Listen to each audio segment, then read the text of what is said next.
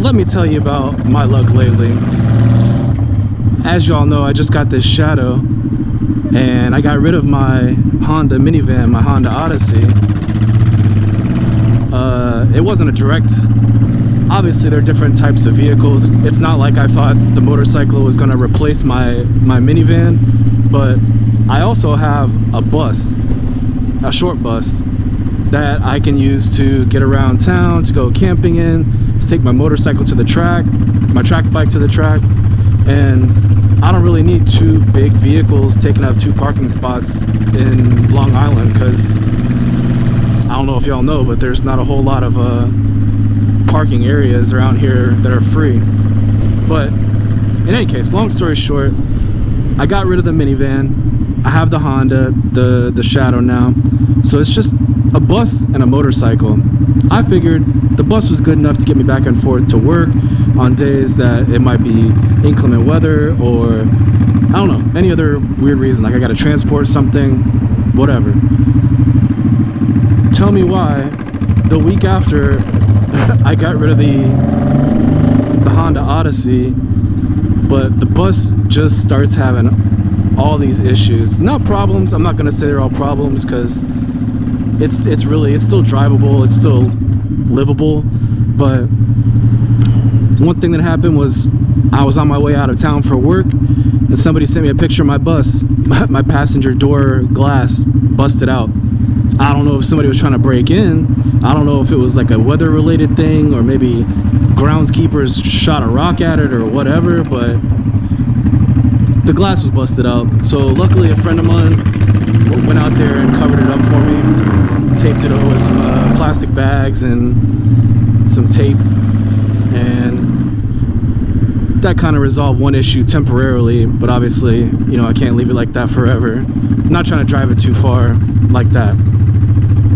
But also, the bus has been making like a really crazy loud squealing noise from one of the pulleys or the belts, or a belt and a pulley, whatever combination, and it just doesn't sound good. It doesn't impact the drivability of the bus. Like, I've actually gone on one short trip with it squealing like crazy the entire time, but it just doesn't give me a warm fuzzy feeling about taking the bus anywhere. So I'm not really trying to drive the bus with that issue, on top of the fact that on my last trip up to New York State to track, the windshield wiper motor went out. At least I think it went out.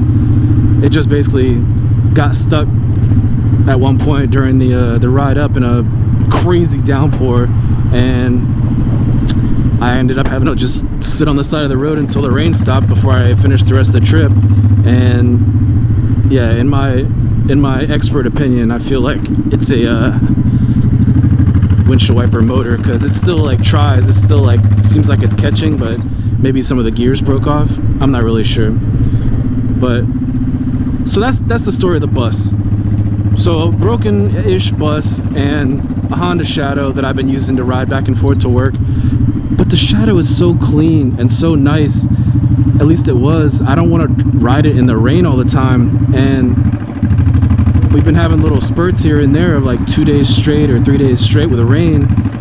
I've just been looking for something else to use instead of getting this thing all dirty and rusty. So I was on NEStreetRiders.com message board that I joined way back in the day when I first started riding, actually, and it turned out there was a guy up there giving away a bicycle that his son didn't want anymore. It was a BMX bike, old school, not in terrible shape. It had some rust on it, but like, it was a free working bicycle, and I thought that would be a great idea. I don't mind riding to work. I don't live that far from my job. I don't mind riding to work on the bicycle. Let's scoop that thing up. It just so happened that I happened to be in his area a couple weeks ago and scooped up the bicycle, came back to Long Island, and put it in the back of my bus and just left it there. I haven't even used it. But this week, sure enough, we're about to have another like 3 days of rain, so I figured let's bust out the bicycle, let's make sure everything works properly, and we'll use the bike in the rain days.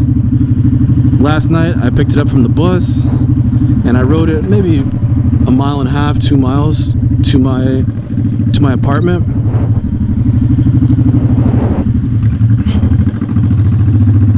No issues. I mean, it's a little uncomfortable. It's a, you know, BMX bike. It's not made for comfort or whatever. But got it all the way back to my crib, and then I was sitting there on my computer, drinking a beer, working on a video, and all of a sudden I hear this ridiculously loud release of air pressure, which just so happened to come from the tire on the bicycle.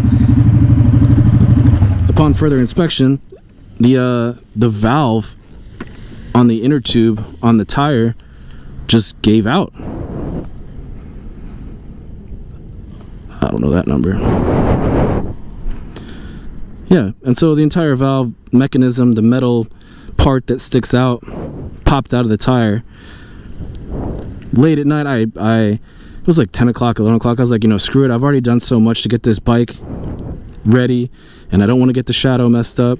I went and bought a raincoat. I did a whole bunch of other stuff to get ready for this trip, but for the back and forth.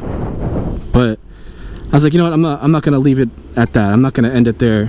So I got on the bike and I rode out last night at around 10 o'clock to Walmart to pick up some valve stems. I thought bicycle valve stems were the same as automotive valve stems, so I scooped up a couple valve stems from Walmart. Sure enough, got home, started to do surgery on the bicycle, and they're not the same. They're definitely not the same. The actual valve, now I know, and now you'll know too if you didn't know before, the valve on an inner tube tire on a bicycle isn't by itself. It comes on the tire. So you can't just pop them out like automotive tires. I learned something yesterday. But now I'm out in the middle of the day at Walmart. Hopefully they have inner tube tires. My bicycle takes 20-inch inner tubes. I'll be honest, I've never replaced an inner tube on a bicycle before, so this is an entirely new experience for me. But we're about to find out. I don't know why I look in automotive stuff. I think I learned yesterday it's not automotive related. If I was a bicycle, where would I be? I see pumps. I could be going in the right direction.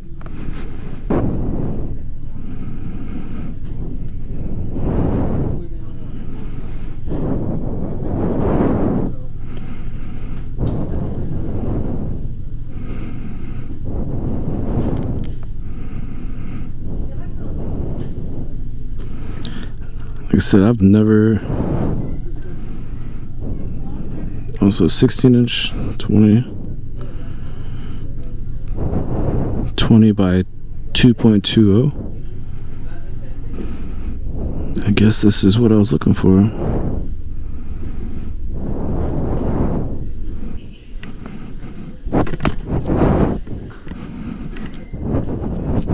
Oh, I should probably get the replacement kit. Tire levers. I feel like I could figure something else out.